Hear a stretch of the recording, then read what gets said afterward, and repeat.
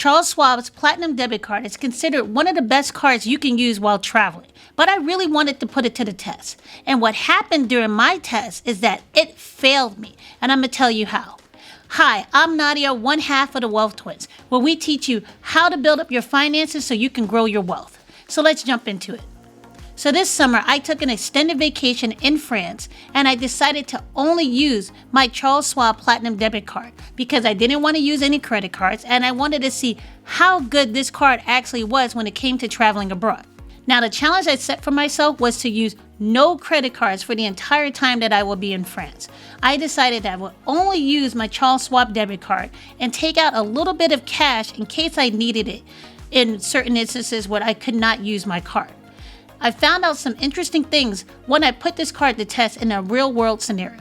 One, I found out that I can use this card almost everywhere I went in France. I went to 5 different cities and I had no problem using it at many vendors. That included restaurants, supermarkets, very small souvenir shops, and at the toll plazas and at the gas stations. No problem at all. Now, I was really concerned because I was doing a road trip through France, and I was concerned because I didn't know if the tolls were going to take a debit card and I would be stuck at the tolls because I did not have any euros on me. Now, here's the reason why this card disappointed me. Now, thinking on it, it may not be so much the card, it's probably more Charles Schwab, the company itself. Since I was only using cash, I had started running down low on cash, and I wanted to make sure I would be covered because I was going to different cities and I didn't want to worry about it. So I went to move cash between accounts within Charles Schwab.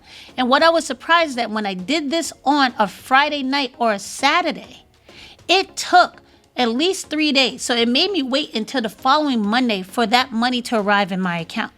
This caused me to switch to another debit card in order to make sure I had enough cash on hand in order to pay for what I wanted.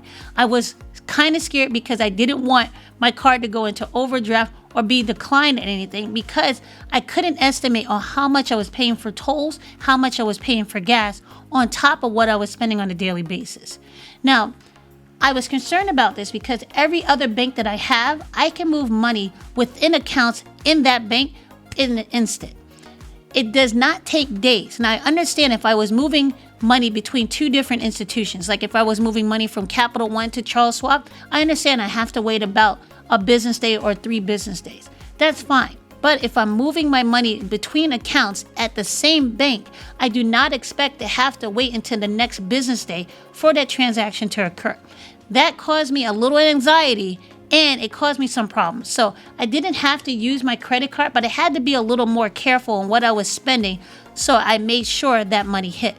And at the same time, I had to start using a different debit card because that money moved over too slow. Now, if you're like me and you keep money for different purposes in different accounts, this may be an issue for you when you're traveling. So if you're going to travel, understand that this happens over the weekend and you may not get your money until the next business day. Now, the second thing when this disappointed me was we all know that Charles Schwab reimburses you for any ATM fees that you have, even when you're traveling abroad. Now, when I was traveling, I tried not to use the ATM because I didn't want to hassle with cash because I didn't want to have a lot of cash on me because I was driving around a lot. Now, when I went to the ATM, of course, you can put the ATM language in English to make sure what you're doing. But one of the things that came up was that there was something called a dynamic currency conversion. Now, when you say no, it almost looks like that you will not be able to get cash out. Now, the first time I used it, I went quickly because I was trying to pay a vendor cash in a street fair. And I said, yes, go ahead and hit me with the dynamic currency charge because I wasn't familiar with it. And I was like, you know what? Charles Schwab is going to reimburse me anyway. I just considered it like an ATM fee. But after I did some research, the dynamic currency conversion charge is not an ATM fee.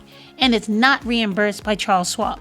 It is like paying a fee to a currency broker and you don't get that money back. I was a little disappointed, but I understand. But now I know better. So if you're like me, you don't know what a DCC is, say no to it. Just have your own have them say, look, take the money out in the currency of that country and avoid that DCC charge at all costs. It's much higher than the conversion rate that you probably have in the market that day, but the way they pose it to you at an ATM, it's very confusing. So just say no to it and understand if you do say yes, that charge will not be reimbursed by Charles Schwab. Would I recommend using this card for long travel?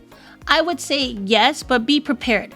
If you're going to travel only using your debit card, make sure if you're going for more than a week, make sure you have enough money in your account that debit card is pulling from to keep you and hold you over the weekend so that you don't have to be hindered by the amount of time it takes to move the money between accounts during the weekend, okay? If you prepare ahead of time, you can avoid that, but I didn't like that. And if I'm traveling and I'm running around, I don't even know what day of the week it is. So that was a little unfortunate that it took that long for my money to move over, and I had to use a different debit card. So if you're going to use it, I suggest have that debit card ready, but have another debit card ready that doesn't charge you foreign transaction fees. And what I found out is that Capital One does not charge you foreign transaction fees. Now, since I most likely will do this trip again, here are 3 things I would change. 1, I would at least take out $200 in the local currency. And if depending on what country you're going in, you probably want to take out more because some American debit cards do not work in those countries. I know Iran gives you a lot of trouble with American debit cards, so you may not want to be a daredevil like me and have no cash at all until you absolutely need it. And number 2, I would make sure I had at least another debit card that will give me no foreign transaction fees so that I can use in case I might hit the limit on one card. One of the things I found out when I was using my debit card for gas is that there was a daily limit. My daily limit was about 150 euros per day when it came to gas. Now, since gas is more expensive per se in Europe, and I was paying for liters, I couldn't do the conversion very quickly in my head. So hitting $40, $50 with one fill up on my tank was happening often. If I was driving longer during the day or I had a bigger car, 150 euro limit would have been a bit of a limitation for me. It would have been a lot harder for me to be able to drive around and go about my day or just enjoy the country. So have another debit card in case you hit that limit if you have a bigger car. And 3, avoid a DCC charge by going to larger banks who have ATMs in the area that you're in. I was in smaller towns, so I had to depend on local merchants and using their ATMs. But if you go to bigger banks that have an international presence, that DCC charge most likely wouldn't come up. So I hope this video helped you. If you want to find out more about the Charles Schwab Platinum Debit Card, check out this video here and let me know what other country you want me to visit. I'll report back to you guys and do another challenge there. This was a lot of fun, and I like reporting back to you guys my experiences, and I'd like to hear about your experiences too. Let me know in the comments below. And in the meantime, don't forget to join our Wealth Pack where we teach you how to build your wealth, and this is something that we do for free outside of YouTube. You can see how to join the Wealth Pack in the description below. It's free to join and the link is below. And like any other pack, we make sure we don't leave anyone behind.